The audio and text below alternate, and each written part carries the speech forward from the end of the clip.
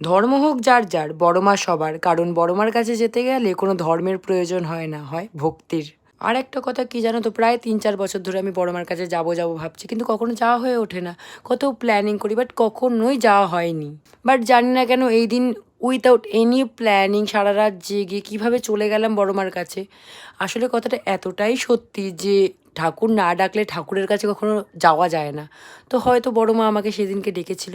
কখনো লোকাল ট্রেনে না ওঠা এত ভয় পাওয়া মেয়েটাও দেখো সারা রাত জেগে কি সুন্দর হাসি মুখে মায়ের কাছে যাচ্ছে। আর গিয়েই তো দেখি এত ভিড়, এত লাইন। তারপরে তো আমাদের পুজো দেওয়ার পরে তো লাইনের শেষ নেই। আমরা এত ভোরবেলা গেছিলাম তারপরে। আর এই বাচ্চাটার কথা না বললে নয়। ও না হঠাৎ করে আমার পাশে এসে বসে, আর আমি দেখি ওর হাতে একটা চিঠি লেখা, যেটাতে লেখা আছে, মা, ও মা তুমি ভালো থেকো। আরও অনেক কিছু। ওটা নাকি ও সারা রাত জেগে লিখেছে আর মায়ের জন্য একটা ড্রয়িং করে এনেছে। আর তোমরা বললে বিশ্বাস করবে না, আমাদের সবার পুজো দেওয়া শেষ, কিন্তু ও তখনও অবধি মায়ের কাছে প্রণাম করে যাচ্ছে মাথা ঠুকে। আসলেই হয়তো এটাকে আসল ভক্ত বলে। আমার জানি না কেন মনে হচ্ছিল ওর মধ্যেই ভগবান রয়েছে। যদিও বাচ্চাদের মধ্যে ভগবান থাকে, আমি তোমাদেরকে কথাটা বলছি না, আমার গায়ে কাটা দিচ্ছে। আমরা ওর মায়ের কাছ থেকে জানতে পারি যে ও সারাটা রাত জেগে এটা করেছে। যাক, অবশেষে মায়ের দেখা পাওয়া গেল। জয় বড় মার জয়। সবাই কমেন্টে একবার জয় বড় মা লিখে দিয়ে যেও।